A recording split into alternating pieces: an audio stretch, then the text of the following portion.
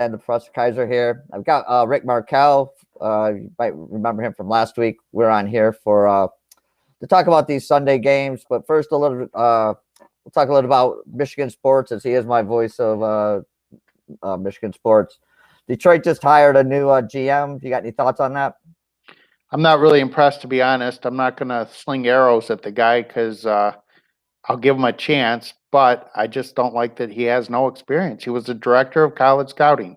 Guess who was the last GM in Detroit who had the same title? That was Bob. That was Dan Quinn. So I mean, you need to get a guy with experience. Buddy is a good college evaluator, so I'll give him the benefit of the doubt. But when you have guys like Rick Smith out there, and you got Demetra from Atlanta, when those guys are out there and those guys are available, and then you end up getting a director of scouting coordination, I'm just a little bit depressed. Yeah. I see where you're coming from. I guess to me, it's going to depend what they do with Stafford. I think they should move on from him. And to be honest, I think they should tear everything down and start again. But I guess we'll see what happens. They do need to blow it up. You're right. All right, let's move to the games on Sunday. The first game going off is Green Bay against the Rams. To me, the Rams have been like a soap opera at quarterback. You could see McVay had fell out of love with Goff during the year. He thinks, Goff breaks his thumb. He gets to move on to his second love in Wolford, and then Wolford goes down in the first quarter of the playoffs, and he's got to go back to his ex-wife and try to, fix that relationship. And what do you think? What are your thoughts on this game? I kind of like the Rams in this game. The two teams, obviously Green Bay has a better offense, but the key to me here is that the Rams have a far better defense. Green Bay is playing without their top offensive lineman, and I think that hurts, especially in a game like now, because I see Aaron Donald putting a lot of pressure on Rodgers. The other thing is, to me, Green Bay has one receiver that can hurt you. That's Devontae Adams. Well, if you're Los Angeles, you can put Ramsey on him and slow down their offense that way. I don't know if Green Bay has any other wide receivers that are playmakers. They got some talent there, but they always drop the ball. So I think that's a huge disadvantage for Green Bay when they're going against the Rams defense. And then offensively, as most people know, Green Bay is terrible against the run. So what is McVay going to do? He's going to give the ball to Cam Akers probably 20 to 25 times and keep the Green Bay team off the field. So I think Green Bay wins the game, but I think the Rams keep it close. So it's 6.5 right now. I think I saw Pinnacle has it at 7. If you have 6.5, I'd buy it up to 7. But if you wait till tomorrow, you can get a full touchdown with the Rams. And I think getting the Rams plus 7 is the best bet on that one. All right. Yeah. The good points there, Rick. I guess if I would have a best bet on this game, I'd probably look at the Akers over rushing prop and receiving prop. I'm not sure the receiving number right now, but one of my friends told me it's really low, and the rushing prop was like low 70s, 73, I think.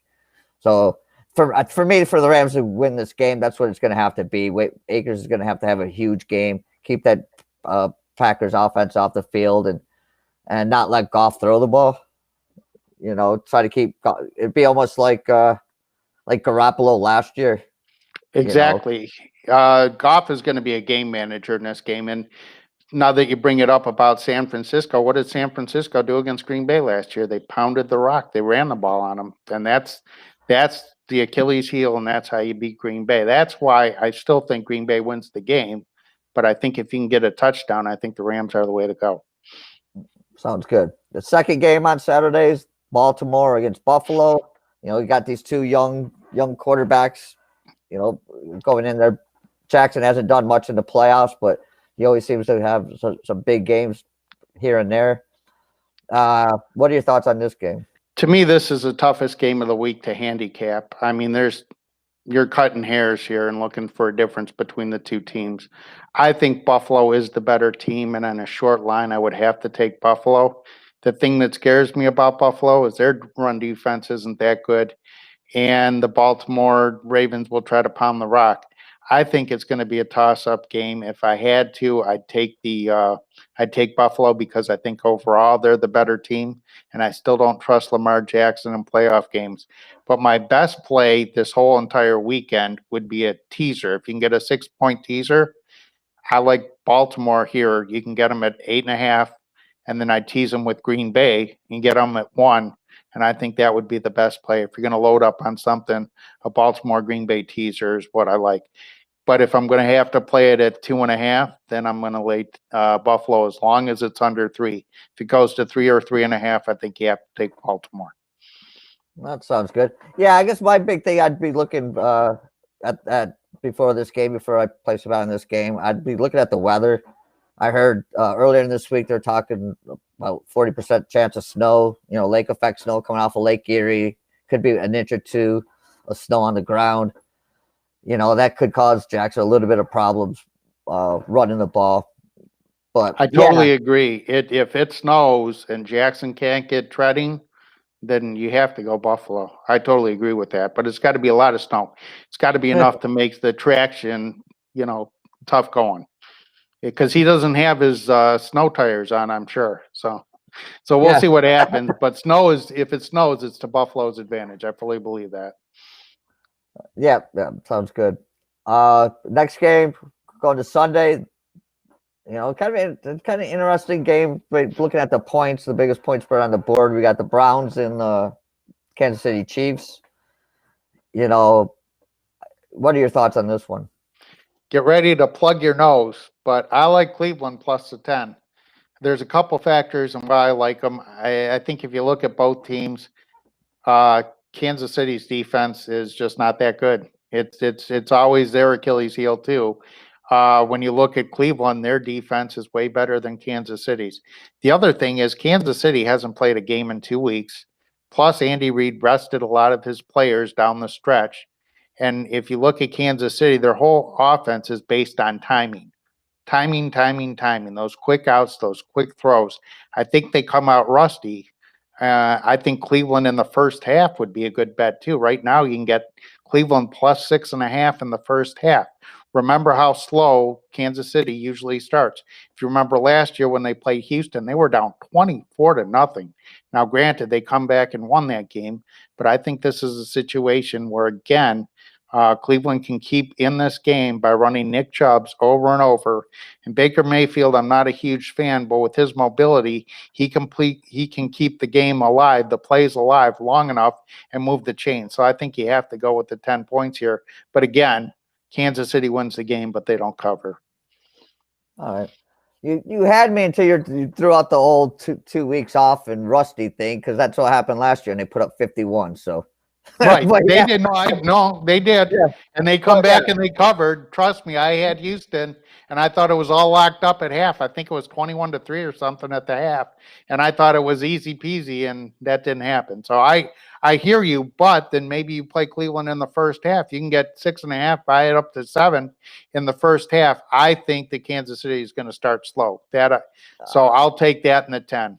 We'll see what happens. Okay, I can go with the first half. Again, I think Cleveland's going to run Chubb and Kareem Hunt, and they're going to. To be honest, I said this in the other show I just did. They need to have the time of possession at like 3-1. 2-1's not good. 2-1's not good enough. Kansas City just scores too quick, and Kansas City. I agree with you about Kansas City's defense. My thing about the Cleveland defense is they're weak at corner. And you can't be weak at corner against the Chiefs.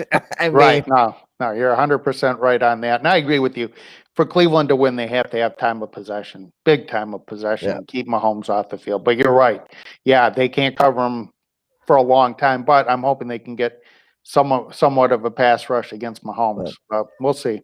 I mean, because if they can't get a pass rush, it's going to look like Devontae Smith against Ohio State secondary. Exactly. It's either going to be a close game and Cleveland covers easily, or it's going to be a blowout. And we'll probably know 5 minutes into the game. Yeah. But I kind of agree with you. I think Cleveland was the best first quarter team in the NFL this year. I guess that helps when you put up 28 on the Pittsburgh, but Yeah, but they seem to come out good. And as you said, Kansas City seems to start out playing down to their competition. So yeah, I can see that first half play coming through for you. And the last game on Sunday, as Tom Brady calls it, the History Channel Bowl. You got New Orleans going against Tampa Bay, a couple 40-year-old quarterbacks duking it out, which probably maybe for the last time, considering the word is Breeze is going to retire after this season. Got any thoughts on this one? Well, let me tell you, I'm a Michigan fan, so thus I'm also a Tom Brady fan. But I can't take Brady in this one. I got to take the New Orleans and lay the short points. The big reason is New Orleans is as healthy as they've been all year. They got Michael Thomas back, and he is the safety valve for Breeze. Breeze plays a lot better when he's got Michael Thomas in the lineup. They also have Alvin Kamara. I think they can keep ball control. I think they can beat Tampa Bay because the other thing is who has a better defense in this game, and it's got to be the Saints. It's got to be the Saints. And again, you're looking at a front four of the Saints that can put pressure on Brady, and we all know what happens if you can put pressure on Brady. And the other thing I did, this is my statistic of the week. Everybody says that it's so hard to beat a team 3 times in one season. Since 1970, that situation has happened 21 times, and the team's gone on to sweep the other team 14 out of 21 times. That team's 14-7. So I don't want to hear about it's so hard to beat a team 3 times in a row. I think they win the game. I think they can cover a short line of 3 pretty easily. Yeah, I don't think this game is going to be a blowout either way. I think it's going to come down to a field goal. There's a lot. Everybody thinks there's going to be a high scoring game. I don't. I'm going the other way. I think this game's probably going to go under because I think both defenses are good. I think the Saints will be able to get some pressure on Brady. The only thing about the Saints is I just look at this team and they can't afford to get down early, big early, because as good as Kamara is and as good as Breeze is, they don't have Breeze just hasn't been throwing the ball down the field. And I don't know if he can throw the ball down the field. Like, I don't know if he can get huge pass plays. So if they can keep as you said, keep the ball, keep possession, keep this game going, keep Brady off the field, just stay even with them. I think they'll pull this one out at the end. My only other thing about betting on New Orleans, if you do, they always seem to find a way or get screwed in these games. You figure they're due for some good calls. I hear you on that. Yeah. God forbid they should call a pass interference late in the game. I mean, seriously, I hear you on that. That's a great point on the under, too. The key for me is New Orleans has to work time of possession. They can use their running game, and they can also use their passing game as a running game where they make the short throws and keep the clock running and keep the chains moving, and that's what they're going to have to do. I like the under 2 in the game, and I'm with you. And I think they can do enough on offense to keep Tampa Bay at bay. Yeah. I was thinking of this just the other day. You were out in Vegas during March Madness when everything got shut down, and you started betting. You said you started having to bet what, English Premier League? I bet a soccer game. Yes. Yeah. No, it wasn't English Premier though. Oh, it was like Barcelona or somebody like that. Yeah, I was tipped off in the sports book. I was tipped off. I was laying a half a goal and I lost 3-1. It wasn't even on television. So, well, it come in that if anybody wants some good tips on betting soccer or footy, don't come to Rick. But don't come to me. There's a guy on the Insider's Room. He goes by AM Plus Money. He did a show a little earlier today. You can catch the replay on the Insider's Room on YouTube or on our Discord. He knows his soccer. He went 4-0 last week on his soccer plays. And it's not, I mean, this guy, he'll throw out like third league, fourth division in Luxembourg or Botswana or something. I mean, he knows that stuff when it comes to all things football. So I'd give a plug to him. So anybody that wants to check out, get some good football plays, check out that show on the Insider's Room YouTube or Twitch channels. There's some good stuff there. And just before I let you go, Rick, your final thoughts on that beat down by Alabama over Ohio State. I knew you had to be happy being a Michigan guy, seeing Ohio State get pounded again. But that was a 2-4. I mean, I had the right side, and I made money on the game. And to watch those 50-year-old grown Buckeye men cry as their team loses, that's worth it. I mean, unfortunately, there weren't enough fans to see that, but I've been to Ann Arbor, and this was decades ago, but I've watched grown Buckeyes cry as they leave the stadium, and there's nothing better than, I guess if you can't beat Ohio State, watching them lose is almost as good, and that's the situation that Michigan is right now. But yeah, yeah, great night. yeah. I guess my take on the game is, Sermon went down early. That hurt Ohio State, and it hurt my bank account because I had him tied in a lot of player props. So, that is what it is. But speaking of fans crying, I think my favorite one was I know where you're going. It's a Michigan State. Yeah, I was at that game. Yeah. Yeah, and I had to go to Vegas the following Monday, and I met a few people there because I was sitting in the Mirage Sportsbook, and they were showing that over and over and over again. And I finally said something. I've been in town for 2 hours, and I've already seen it on the big screen in Vegas 50 times. And I met a friend who's a friend of mine now. He's from the University of Minnesota, and that's how he met, because I was complaining about having to watch that play over and over again. Yeah. No, you got me there. I can't argue that.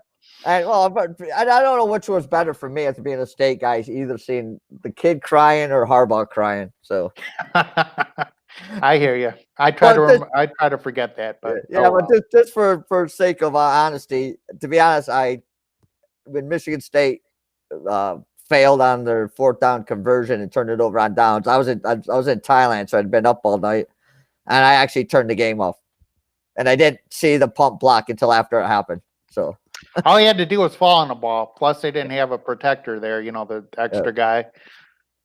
Great coaching, by the way. But you know how I feel about Harbaugh. So. Right, you got it for another 5 years. There you go. And everybody in the Big Ten should be happy, and rightfully so. All right, Rick. Yeah, I'll let you go and see what happens this weekend on these games. We'll have you on next Friday. We can talk about the next round of play. Okay, well, thank you so much for having me, and good luck to everybody and all your bets. Yep. Thanks a lot. See you guys later. May all your